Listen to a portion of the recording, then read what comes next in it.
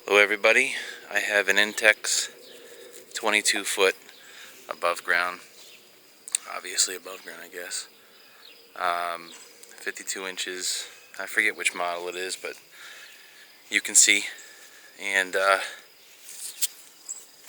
didn't have a cover for it last year. Heard from a lot of people that leaving the pool up would be much better than taking it down and risk tearing the liner, so I left it up through the winter. I'm in New England, so get a lot of snow and ice, and I drained it to about knee high. Anyways, got a lot of leaves, a lot of pine needles, and swampy green water from not having it covered.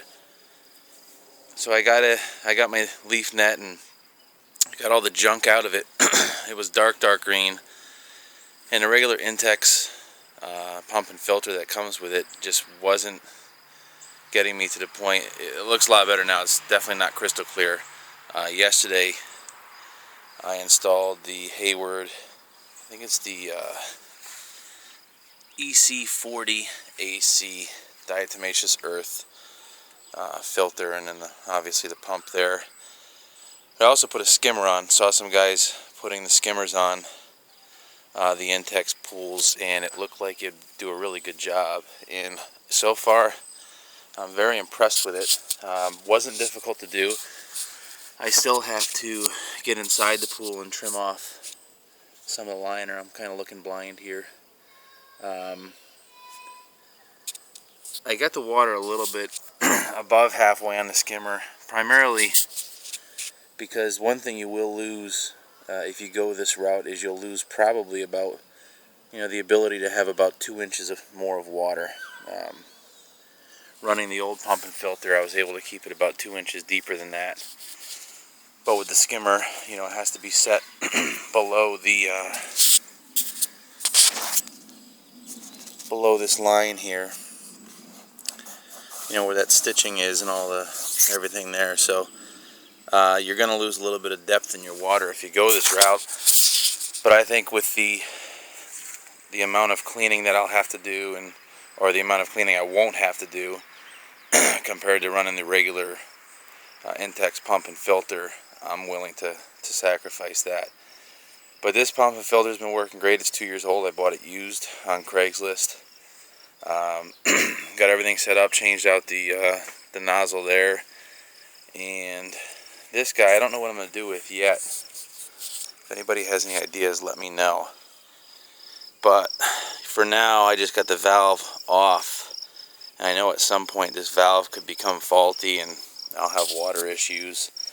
I thought about hard piping, down, and then hard piping that, and then joining them together and putting a valve on this side to kind of close it off or open it, depending on what I'd like to do.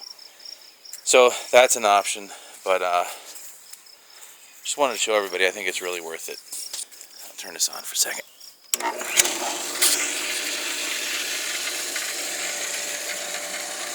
But it really cranks the water. See if I can get a picture of this.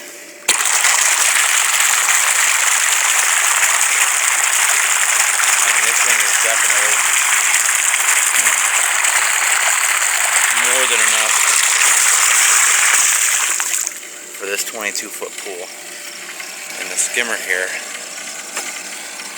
you can see it just sucks everything right in.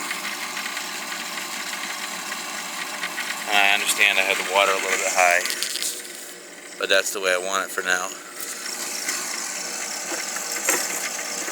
Anyways, if anybody's interested in trying this, you can shoot me a message and I can give you any tips that I learned along the way. It was not complicated. One recommendation I would make, let me shut this off. One recommendation I would make, when you get this skimmer, you get those screws that come with it. I first put it together, and I don't know if it's because they're made to go on a metal walled pool, but it wouldn't screw all the way tight, so I had like a 1/8 inch gap. So I took my Dremel and I cut off about 1/8 of an inch, maybe, yeah, it's probably about 1/8, a heavy eighth off of all the screws with my grinding wheel, and then I put it back in and it tightened up just fine. Got the gasket nice and tight. And when you get the skimmer, the gasket comes, actually it's joined together. It's one piece that's joined in the center, and it's made to go around the inside and then around the outside, almost like it just wraps around. So you gotta take a knife and cut the gasket apart, because the other thing that I did was get the plate set where you want it. You know, obviously I put one half of the gasket on the inside here between this and the liner, and I put the other gasket, the other side of it, right there between this part and the liner. And I just took a small precision screwdriver, got it leveled up, you know, where I wanted it. Small precision screwdriver, and poked holes where each one of the screw holes are. That way I know where to obviously put my screws and have everything set up so everything's level. But that's the biggest tip. I would cut 1/8 of an inch right off all your screws right out of the gate, because on this skimmer and most skimmers, you have a stainless steel screw going right into a plastic receiver. There's no metal thread on the other side that your screw is going to be going into, so you're kind of making your own way with the screw that you start with. So that would be something I'd do right away. It'd probably save you about 20 minutes of frustration, and overall it was probably, with all the frustration and everything, probably an hour and a half is what it took to just get everything set up. But I mean, the pump and filter is pretty straightforward. So if anybody's interested, you run any problems, let me know. I can give you some tips. It's really not hard though. I mean, if you're handy at all, you'll be able to do this.